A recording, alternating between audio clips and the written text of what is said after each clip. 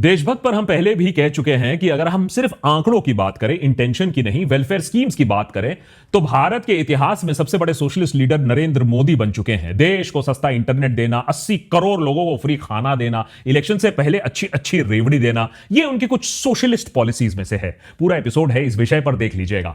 अब मोदी सरकार ने कार्ल मार्क्स की आत्मा को खुश करने के लिए एक और बड़ा कदम उठाया है। 4 नए लेबर कोड्स को नोटिफाई किया जा चुका है। कुछ ही समय में अब ये कानून में बन जाएंगे।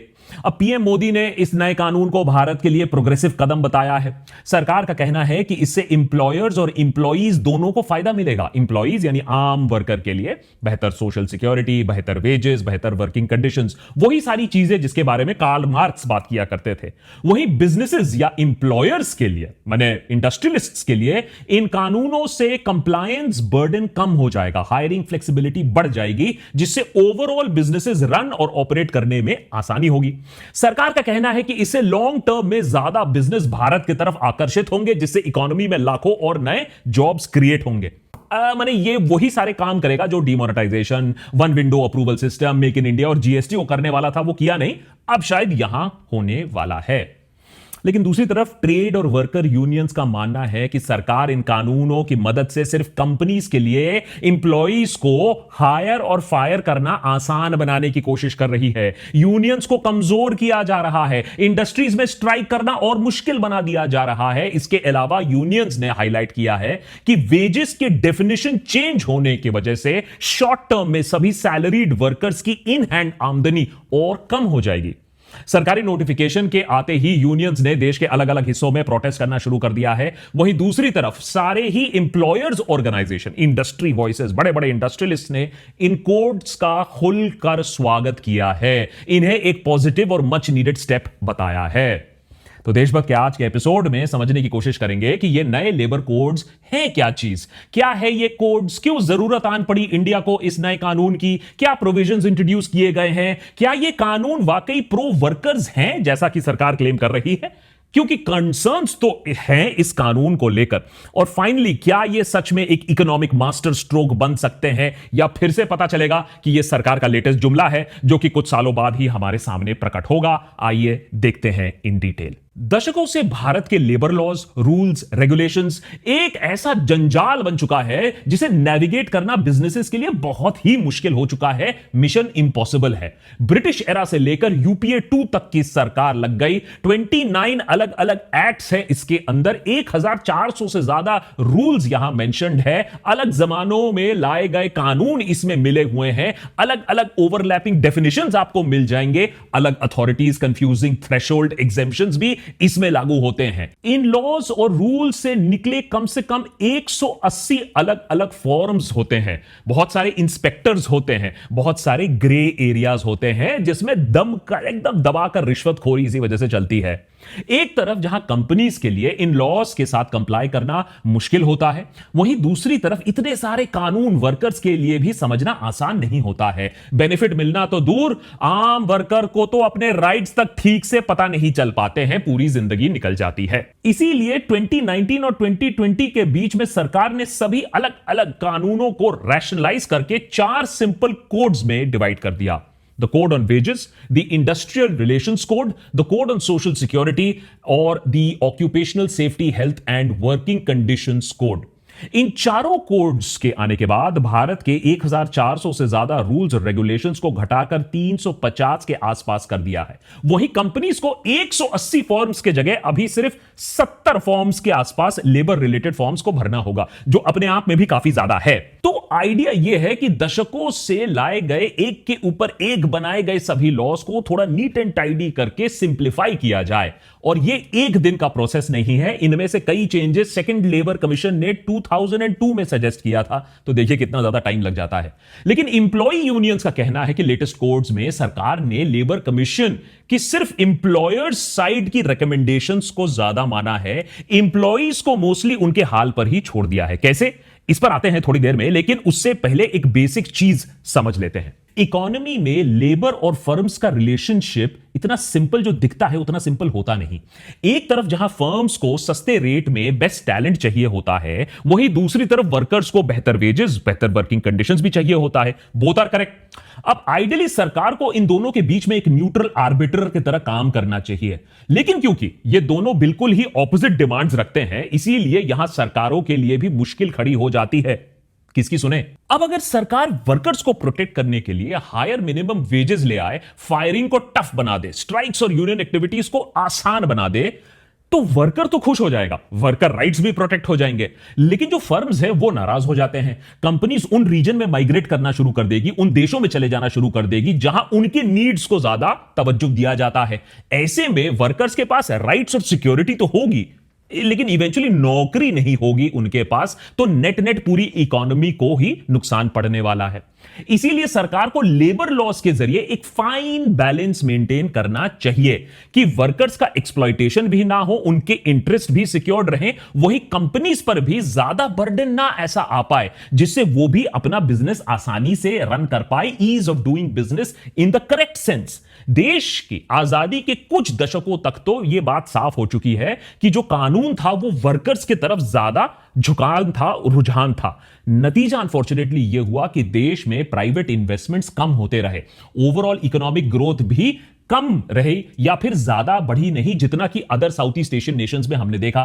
फिर लेट 1990s में जब लेबर लॉस थोड़े आसान कर दिए गए तो ट्रेड यूनियंस कमजोर हो गए, लेकिन इकोनॉमिक ग्रोथ और इंप्लॉयमेंट अपॉर्चुनिटीज दोनों तेजी से कम तब बढ़ने लगे थे। आज इन नए कोड्स के जरिए से भी एक तीर से दो निशाने लगाने की कोशिश कर रही है मोदी सरकार, लेकिन इस बार भी यह कानून इंप्लॉइज के लिए कम और फर्म्स के लिए ज्यादा काम करता दिख रहा है। और यह थोड़ा चिंता का विषय है कि किस तरफ रुझान ज्यादा तो नहीं है। क्या मोदी सरकार पूंजीपतियों के लिए ज्यादा काम कर रही है, लेबर्स के लिए नहीं?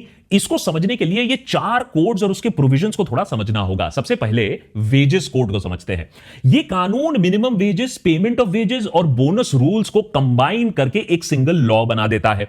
इसमें वेजेस को क्लियरली डिफाइन किया गया है, यानी ये जो डेफिनेशन है ये PF, gratuity, social security contribution जैसी सारी चीजों का बेस बन जाती है। इस कानून के आने से अब डिडक्शंस टोटल पे का 50% से ज्यादा नहीं हो सकता है। प्रिसाइसली इसी प्रोविजन से आपका इन हैंड इनकम भी कम होने वाला है। या क्यों होगा वो अभी समझाते हैं, थोड़ा मैथ्स। इस कानून में ओवरटाइम वेजेस को लेकर भी क्लियर रूल सेट किए गए हैं। ओवरटाइम वेजेस को नॉर्मल रेट्स का डबल रखा गया है। वहीं सरकार ने कहा है कि वर्किंग आवर्स भी दिन के 8 से 12 घंटे के बीच में ही हो सकते हैं और किसी भी हफ्ते में आप 48 आवर्स से ज्यादा किसी को काम नहीं करवा सकते हैं। अगर कोई इंप्लॉय 6 दिन से कम काम करता है या रूल्स में फ्लेक्सिबल वर्क सिस्टम दिया गया है, तब भी वर्किंग आवर्स 12 घंटे पर डे से ज्यादा नहीं हो सकता है। यहां पर भी एक्सप्लॉयटेशन के लिए एक लूपहोल छोड़ दिया गया है। वो क्या है लूपहोल, अभी समझाता हूं। अब इसके अलावा इस कानून में हर इंप्लॉय को पे स्लिप देना मैंडेटरी बना दिया गया है, तो इसका एक रिकॉर्ड रहेगा। दूसरा कोड है इंडस्ट्रियल रिलेशंस कोड। यह कानून hiring, firing, lay off, strikes और डिस्प्यूट रेजोल्यूशन जैसी चीजों को गवर्न करता है। इस कानून का मकसद है कि इससे लेबर फ्लेक्सिबिलिटी बनी रहे, लेकिन डिस्प्यूट के केसेस में वर्कर्स का प्रोटेक्शन भी बना रहे। यह 3 इंडस्ट्रियल लॉज को मर्ज करके बना है। इसमें पहली बार सरकार ने लॉन्ग टर्म और शॉर्ट टर्म इंप्लॉयमेंट के साथ अब फिक्स टर्म इंप्लॉयमेंट को भी इंट्रोड्यूस किया है, सीजनल या शॉर्ट टर्म हायरिंग के लिए। माने आप बोलकर स्पेसिफिकली एक शॉर्ट टर्म इंप्लॉयमेंट रख सकते हो। ले ऑफ, रिट्रेंचमेंट, क्लोजर जैसी चीजों में भी गवर्नमेंट अप्रेजल की थ्रेशोल्ड 100 वर्कर से बढ़ाकर 300 वर्कर तक कर दी गई है। मतलब ऐसी इंडस्ट्रीज जहां 300 से कम वर्कर्स काम कर रहे हो, वहां ले ऑफ्स करने से पहले या वर्कप्लेस को शट डाउन करने से पहले सरकार से परमिशन लेने की किसी को जरूरत नहीं पड़ेगी। पहले यह लिमिट सिर्फ 100 इंप्लॉइज की थी, लेकिन यही नए लॉज की शायद सबसे प्रॉब्लमैटिक प्रोविजन है, वो भी समझाऊंगा कैसे। इसके अलावा स्ट्राइक रूल्स बदल दिए गए हैं। पहले पब्लिक यूटिलिटी सर्विसेज जैसे water, electricity, gas, telephone etcetera etcetera पर स्ट्रिक्ट रूल्स हुआ करते थे, अब वही सारी इंडस्ट्रीज पर अप्लाई करेंगी। अब कोई स्ट्राइक किसी भी इंडस्ट्री में बिना नोटिस दिए आप नहीं कर सकते हो। साथ ही साथ डेफिनेशन में मास कैजुअल लीव को भी ऐड कर दिया गया है। मतलब अगर 50% से ज्यादा वर्कर्स एक ही दिन अपना अर्न्ड कैजुअल लीव लेते हैं तो उसे भी स्ट्राइक माना जाएगा। इसी के साथ निगोशिएटिंग यूनियन का सिस्टम भी इंट्रोड्यूस किया गया है। कहा गया है कि अगर एक यूनियन के पास 51% वर्कर्स का मेंबरशिप है तो वो सोल निगोशिएटिंग यूनियन बन जाएगा और किसी से बात करने की जरूरत नहीं। अगर मल्टीपल यूनियंस हैं, किसी के पास 51% नहीं है, तो निगोशिएटिंग काउंसिल बनाई जाएगी जिसमें 20% वेरीफाइड मेंबरशिप पर एक सीट मिलेगी। अब इसे छोटे यूनियंस का कहना है कि उनकी बार्गेनिंग पावर, निगोशिएटिंग पावर बिल्कुल खत्म हो जाएगी। तीसरा कानून, सोशल सिक्योरिटी कोड। ये code PF, ESIC, maternity benefits, gratuity, gig worker welfare, ऐसी तमाम चीजों को एक अम्ब्रेला के नीचे लाने की कोशिश करता है। इसकी सबसे खास बात यह है कि इसमें पहली बार गिग और प्लेटफॉर्म वर्कर्स, स्विगी, जोमैटो, उनको ऑफिशियली रिकॉग्नाइज किया जा रहा है। ये 9 अलग अलग सोशल सिक्योरिटी लॉज को मर्ज करके ऑर्गेनाइज्ड और अनऑर्गेनाइज्ड दोनों सेक्टर्स को अब कवर करने की कोशिश कर रहा है। इसके तहत फिक्स टर्म इंप्लॉइज, यानी जो इंप्लॉइज जिन्हें शॉर्ट कॉन्ट्रैक्ट पर रखा जाता है, अब परमानेंट वर्कर्स के बराबर वो राइट्स अपना पाएंगे। उन्हें 1 साल की कंटिन्यूअस सर्विस के बाद ग्रेचुइटी मिलेगी। पहले ये सिर्फ परमानेंट वर्कर्स को मिलता था, वो भी 5 साल काम करने के बाद आप ग्रेचुइटी की आशा कर सकते थे। अब वो आपको 1 साल कंटिन्यूअस सर्विस के बाद मिलेगा। इसी के साथ साथ फीमेल इंप्लॉइज के लिए फैमिली डेफिनेशन में अपने इन लॉज को भी इंक्लूड करना अब ऑप्शन दे दिया गया है। Finally OSH code. यह कोड अब सारी इंडस्ट्रीज के लिए safety, working conditions, contract labour, holidays और हेल्थ स्टैंडर्ड्स के लिए उससे जुड़ा एक लॉ, एक सिंगल प्लेबुक को बनाया गया है। यह 13 सेंट्रल लेबर लॉज को मर्ज करके बनाया गया है। गवर्नमेंट का कहना है एक सिंगल रजिस्ट्रेशन, कॉमन लाइसेंसेस, ई फाइलिंग्स के थ्रू कंप्लायंस इजी हो जाएगा। एटलीस्ट सरकार का यही कहना है। फैक्ट्री लाइसेंस की थ्रेशोल्ड 10 वर्कर से बढ़ाकर 20 कर दी गई है, कुछ केसेस में 20 से बढ़ाकर 40 कर दी गई है। इसके अलावा हर इंप्लॉयर को मैंडेटरी अपॉइंटमेंट लेटर देना होगा। पहले यह एक्सप्लिसिटली रिक्वायर्ड नहीं था, स्पेशली कैजुअल वर्कर्स के लिए, तो उनके पास कोई रिकॉर्ड ही नहीं रहता था। साथ ही इस कानून के आने के बाद लेबर रूल्स अब उन कॉन्ट्रैक्टर्स पर भी लागू होगा जिनके पास 50 वर्कर्स हैं। पहले यह लिमिट 20 की होती थी। विमेन को नाइट शिफ्ट में काम करने की अब लीगल अनुमति मिल चुकी है सरकार की तरफ, लेकिन उनकी कंसेंट और सेफ्टी प्रोविजंस को मैंडेटरी बनाया गया है। यह प्रोविजन भी अपने आप में प्रॉब्लमैटिक है। चलिए, अच्छी चीजें तो हमने आपको गिना दी और नो डाउट इसमें कुछ पॉजिटिव स्टेप्स जरूर हैं, लेकिन कुछ कंसर्न्स भी हैं जिसको सरकार को नजरअंदाज नहीं करना चाहिए अगर एक जेन्युइन चेंज लाने की कोशिश है। इन कोड्स के कंसर्न्स का डिस्कशन यहीं से शुरू होता है, बाय द वे, जो हमने आखिरी पॉइंट मेंशन किया था। वुमेन वर्कर के नाइट शिफ्ट में काम करवाने की पॉलिसी सरकार ने तो अलाउ कर दिया है, लेकिन कंपनीज के लिए बहुत डिफिकल्ट भी हो सकता है। सेफ्टी को ध्यान में रखते हुए सरकार ने भी इनकरेज तो किया है कि भैया आप परमिशन लो, उसी के बाद आप कर सकते हो, लेकिन अब सरकार ने जब इसे अलाउ कर दिया है तो क्या वुमेन अपने वर्क प्लेस में, अपने जो कम्यूट है उसमें क्या ज्यादा सेफ फील करती हैं कि रात में काम कर पाएंगी? क्या उन्हें उतना सेफ फील करा पाई है सरकार पिछले 11 सालों में? एक सरकारी डेटा शायद हमारे पास नहीं होगा जो यह दिखाता है कि आज 11 साल बाद वुमेन रात को काम करने के लिए उतना कॉन्फिडेंट हो सकती हैं, अपने आप को उतना सेफ फील कर सकती हैं। और अगर ऐसा नहीं हुआ है तो यह नाइट शिफ्ट अलाउ करने का तरीका बैकफायर भी कर सकता है। कहने को तो आपने बोला है कि वुमेन कंसेंट मैंडेटरी है, लेकिन सबको पता है कि कंपनीज ऐसे सिचुएशन में एम्प्लॉइज को फोर्स भी कर सकती है, स्पेशली जब सरकार की परमिशन है। स्ट्राइक्स और यूनियंस को आपने वैसे में भी कर्टेल करने के प्रोविजंस बना दिए हैं। ऐसे में एम्प्लॉइज अब और भी ज्यादा अपने कंपनीज के मोहताज हो जाएंगे। ले ऑफ्स और फायरिंग भी अब 300 वर्कर्स तक की कंपनीज के लिए आसान बना दी गई है। ऐसे में वर्कर्स के पास अब कोई टूल नहीं रह जाता, कोई जरिया नहीं रह जाता है कि वो अपने कंसर्न्स भी रेज कर पाए। स्ट्राइक्स करना तो अब ना के बराबर ही हो गया है। आप इमीडिएटली फायर भी हो सकते हो अगर आपने अपनी आवाज उठाई। फिर वर्किंग आवर्स में भी 8 से 12 घंटे का एक लूपहोल छोड़ दिया गया है। वेजेस कोड के हिसाब से 12 घंटे तक काम करवाया जा सकता है।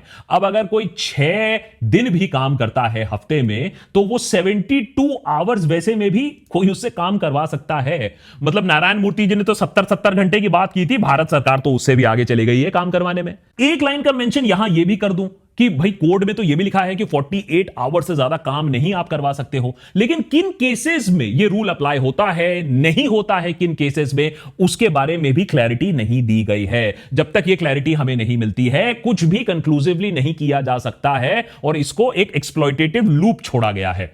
फाइनली अब आते हैं वेजेस के मुद्दे पर। वेजेस यानी बेसिक पे और डियरनेस अलाउंस को 50% ऑफ टोटल पे पर डिफाइन किया गया है। पहले यह 30 to 40% के आसपास हुआ करता था। इस पर ही पीएफ और बाकी डिडक्शंस कैलकुलेट होते थे। तो अब आने वाले कुछ दिनों में इंप्लॉइज के टेक होम सैलरीज कम होने वाले हैं इन नए कानून के चक्कर में, क्योंकि ये अब 50% बना दिए गए हैं। जितने कंसर्न्स हमने अभी तक डिस्कस किए हैं, उसके अलावा इन कोड्स में एक रिग्रेसिव क्लॉज भी है। ये कोड्स आज 2025 में भी मिनिमम वेजेस की बात करते हैं, ना कि लिविंग वेजेस की। हमारे संविधान के directive principles of state policy या डीपीएसपी में हमारे फाउंडिंग फादर्स ने वर्कर्स के लिए लिविंग वेजेस की बात की थी। लिविंग वेजेस वो अमाउंट होता है, वो आंकड़ा होता है जो हर इंसान को जरूरत की चीजें खरीदने के लिए चाहिए होती हैं, सरवाइव करने के लिए नहीं। माने थोड़ा comfortable existence, safe stable life के लिए rent, food, health care, transport, education, saving, emergencies, जो बेसिक दरकार होती है। लेकिन हम आज सोचिए, संविधान लागू होने के 75 इयर्स के बाद भी मिनिमम वेजेस पर ही अटके हैं, जो वर्कर को बिल्कुल सर्वाइवल मोड पर ही रखता है, एक अच्छी लाइफ लीड करने नहीं देता। क्योंकि यह सरकार डीपीएसपी को बहुत सीरियसली लेती है, एटलीस्ट यूनिफॉर्म सिविल कोड के मामले में, काउ स्लॉटर के मामले में, तो हम आशा कर सकते थे कि डीपीएसपी के बाकी प्रोविजंस को भी लागू करने की उम्मीद हम इस सरकार से कर सकते थे, लेकिन ऐसा नहीं हुआ है। लेकिन लगता है कि सरकार सिर्फ संविधान के उन प्रावधानों को लागू करना चाहती है जो पॉलिटिकली पोलराइजिंग हो, ना कि उनको जो सच में लोगों की जिंदगी बदल सकती थी। माने ये लेबर लॉज रिफॉर्म होने में और बहुत सारे पॉजिटिव स्टेप्स हो सकते थे जो हमने नहीं देखे। अब ये 4 नए कानून आएंगे तो अब ये अच्छे हैं या नहीं, ये उनके इंप्लीमेंटेशन पर निर्भर करेगा। याद रखिए, जीएसटी का आइडिया खराब नहीं था, लेकिन जीएसटी का इंप्लीमेंटेशन किस तरफ से हुआ था। याद रखिए, मेक इन इंडिया का आइडिया खराब नहीं था, लेकिन उसका इंप्लीमेंटेशन कहां हो गया। ईज ऑफ डूइंग बिजनेस कहने को तो बहुत अच्छा लगता है सुनने में, लेकिन किसी बिजनेसमैन से जाकर बात कर लीजिए तो जमीनी हकीकत आपको पता चल जाएगी। तो वर्कर राइट्स और इन्वेस्टमेंट्स के बीच में ये जो ट्रेड ऑफ सरकार करना चाहती है, ये फ्रूटफुल हो पाएगा, ये बिजनेस बढ़ा पाएगा, जॉब्स अच्छे हो पाएंगे, ये इस बात पर निर्भर करता है कि इतना कॉम्प्रोमाइज करने के बाद, बिजनेस हाउसेस को बेनिफिट देने के बाद क्या और बिजनेसेस बढ़ेंगे। अगर बढ़ेंगे तो फिर नौकरियां बढ़ेंगी। लेकिन जिस तरीके से आजकल चीजें चल रही हैं, जिस तरीके से एफडीआई इन्वेस्टमेंट इतना कम हो गया है, जो नौकरियां बची हुई हैं, क्या अब ये नए लेबर कोड से वो बची हुई नौकरियां भी जाना आसान हो जाएगा? ये तो हमें कुछ टाइम पर ही मालूम चल पाएगा। लेकिन हां, भारत जैसे देश में हमेशा से ही लेबर सरप्लस रहा है और उसके साथ नेचुरली लो वेजेस भी रहे हैं। अब सरकार को लग रहा है कि लेबर प्रोटेक्शन और कम कर देना चाहिए कंपनीज को और अट्रैक्ट करने के लिए। लेकिन अभी तक इंडिया के उन हिस्सों में जहां लेबर सरप्लस है, वहां प्रोग्रेस हमें क्यों नहीं दिखता? यूपी बिहार में हमें क्यों नहीं दिखता? उल्टा जहां लेबर स्कैर्स है, जैसे सदर्न स्टेट्स में, वहां तो हमें और भी ज्यादा ग्रोथ दिखता है, वहां तो हमें ज्यादा इंप्लॉयमेंट दिखता है, वहां हमें ज्यादा इन्वेस्टमेंट भी दिखता है, वहां कंपनी ज्यादा आती हैं। तो इसका मतलब है कि इन कोड्स के साथ साथ आपको बेसिक ब्यूरोक्रेटिक इश्यूज जैसे करप्शन, किकबैक और इवन सोशल अनरेस्ट को ठीक करना होगा। एक कंड्यूसिव एनवायरनमेंट बनाना होगा, यहां नहीं कि आपस में लोग एक दूसरे को मार पीट रहे हैं, दंगा चल रहा है। एक स्टेबल कोहिसिव एनवायरनमेंट बनाना होगा, करप्शन को खत्म करना होगा और कंपनीज को इंकरेज करना होगा देश के अंदर आने के लिए। नहीं तो यह सिर्फ कागज पर एक और मास्टर स्ट्रोक रह जाएगा, असल में नौकरियां ज्यादा नहीं शायद और कम हो जाए।